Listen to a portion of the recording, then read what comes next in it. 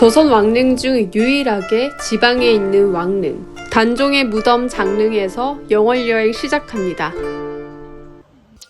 경국대전의 왕릉은 한양 사대문밖 백리 안에 두는 것을 원칙으로 했습니다. 그런데 말입니다. 장릉은 이 기준보다 3배 이상 떨어져 있습니다. 영월에 홀로 묻혀있는 단종에게 어떠한 사연이 있을까요? 신호흡 한번 하고 가보자고요. 단종은 겨우 12살의 나이로 왕위에 오르게 됩니다. 근데 할아버지도 없고 할머니도 없고 아버지도 없어요. 문종도 즉위하고 2년 만에 빨리 돌아가셨거든요. 엄마도 없고. 벌써 슬퍼.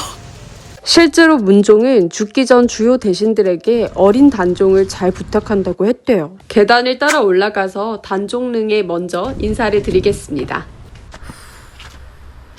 등산하는 기분이네요. 체력이 너무 안 좋아져가지고 생각보다. 저 아래가 제사 지내는 곳인 것 같아요. 와, 근데 진짜 제가 생각했던 것보다 엄청 높은 곳에 있어요. 참고로 장릉은 조선 왕릉 중 가장 급격한 경사도를 갖고 그래도 있어요. 이렇게라도 평생 높은 곳에 있으니까 참 다행인 것 같기도 합니다. 와, 우리나라 문화재를 이렇게 보러 오다 보면 정말 웅장한 자연들을 자연스럽게 만나게 되는 것 같아요. 막상 능 앞에 서니까 마음이 아파서 앓게 되더라고요. 왕릉이지만 성물의 개수도 그렇고 전체적으로 굉장히 간소합니다. 죽었을 때 단종의 시신이 동강에 버려졌다고 해요. 그 시신을 거두는 것조차도 굉장히 눈치가 보이고 크게 벌을 받을 수가 있어가지고 아무도 그렇게 하지 못했는데 어몽도라는 사람이 그 시신을 수습을 해가지고 묻어놨다고 하거든요. 어떻게 보면 전통성을 가장 갖고 있는 왕이었는데 그걸 이렇게 군까지 강등이 돼서 장릉이라고 이름이 붙여진 것도 정말 시간이 많이 지나고 나서였거든요. 굉장히 마음이 아픈 것 같아요, 좀. 다음은 단종의 제를 지내는 곳으로 가보겠습니다. 여기는 단종을 위하여 목숨을 바친 사람들, 신하들의 위패가 모셔져 있는 곳이라고 해요.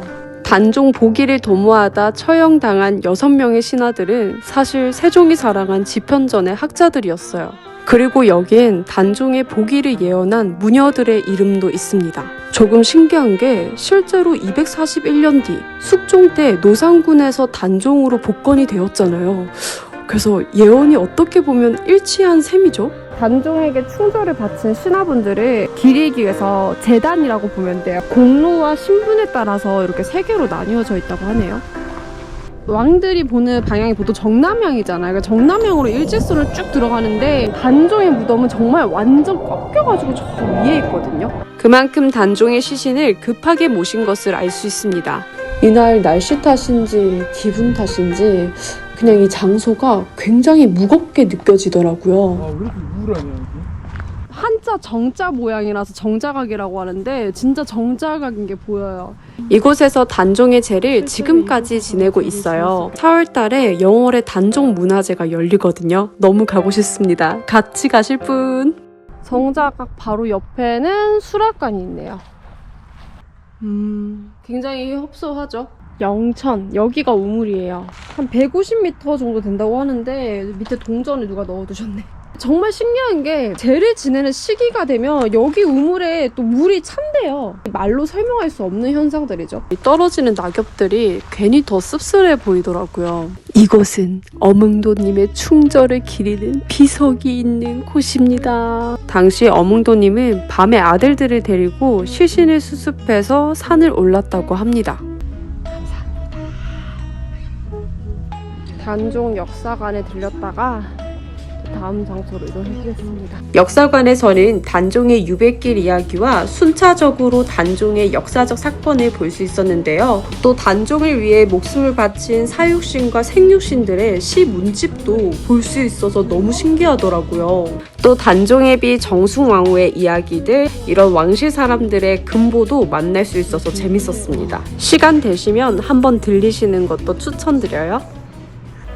배도 고파가지고 일단 서부시장으로 가서 밥을 좀 먹고 이동해볼게요. 영월의 서부시장이 영월 오면 다들 가는 곳이라고 하거든요. 한 번쯤 들리는 곳. 그래서 서부시장 가서 밥 좀 먹어볼게요. 아, 배고파. 메뉴는 거의 다 똑같은 것 같아서 가장 친절해 보이는 곳으로 갔습니다.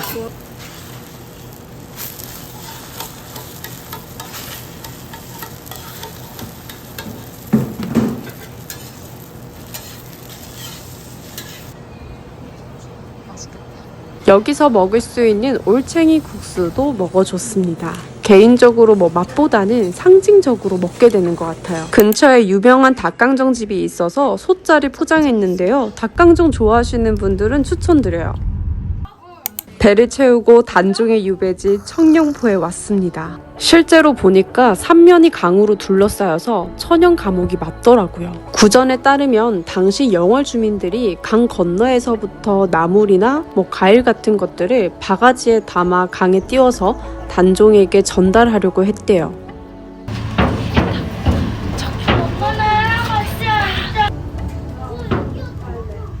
도착하니까 빽빽한 나무들이 많아서 깜짝 놀랐어요. 단종이 유배 와서 머물렀던 어소거든요. 근데 정말 신기한 게 있어요. 보시면 나무들이 다 단종의 어서 쪽으로 약간 절을 하듯이 이렇게 기울어져 있어요. 보시면 이 주변의 소나무들이 이런 형태로 자라나고 있다는 게 너무 신기해요. 정말 납작 엎드려서 절하는 느낌이야. 이 나무는 세월의 흔적이 다 느껴져. 어소 옆으로는 궁녀들이 묵었던 초가집이 있었습니다. 왕과 사는 남자의 매화가 지냈던 곳이겠죠? 현재 있는 어소는 당시 단종이 실제로 살았던 곳은 아니고요. 실제로는 이런 기와집이 아니라 급하게 세운 초가집에 가깝대요. 실제 어소의 위치는 마당에 있는 이곳입니다. 비석이 단종의 어소 위치를 알려주고 있습니다. 나 외로웠겠다. 단종은 이곳에 없으나 외로움은 남겨진 느낌이에요.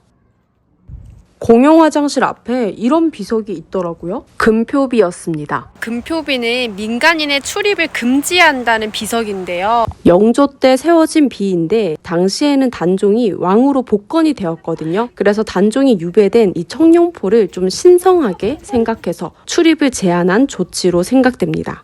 지금의 저는 자연이 좋다라고 느끼지만 당시에 어린 단종이 여기 혼자 있을 때를 물론 함께하는 궁녀와 도와주는 사람들이 있었다고 해도 너무너무 외로웠을 것 같아요. 진짜 유배지가 맞구나. 발걸음을 돌려 보다 높은 곳으로 이동해 볼게요. 진짜 낙엽 흐드러진다.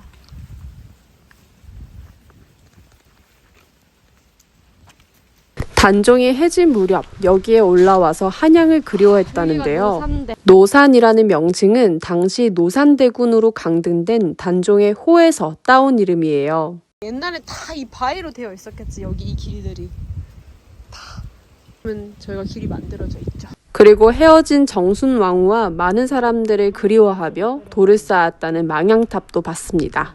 저 위에 뷰가 멋질 것 같긴 한데 조금 힘들어서. 멋지긴 하네요. 마을이 다 보이네. 내려와서 특별한 이야기를 간직한 관음송을 만났습니다. 정말 울창하네요. 당시에 단종을 감시하던 관원의 기록에 단종이 관음송에 올라와 머물렀다는 기록이 실제로 있대요. 앞서 본 노산대나 망향탑은 사실 전설에 가까운 상징적인 의미가 강한데 관음송의 이야기는 더 다가오는 것 같아요. 실제로 보잖아요. 이 자리를 600년간 지켰다는데 그 기운이 엄청나요. 나무랑 꼬다리르기가 있는데 코가 너무 가려워서 이제 가야 될 것 같습니다. 실제로 바람에 날리는 송진가루가 엄청나거든요. 마스크를 미리 챙겨 가시는 것도 추천드려요. 다리 대대대 떨리는 거 봐. 이제 이 강가를 보면 불과 17살이었던 그때의 단종이 다가오는 것 같아요. 그때의 단종도 집으로 돌아가고 싶었겠죠. 하지만 자기의 사람이 없는 그 궁이 또 얼마나 두려웠을까 싶습니다.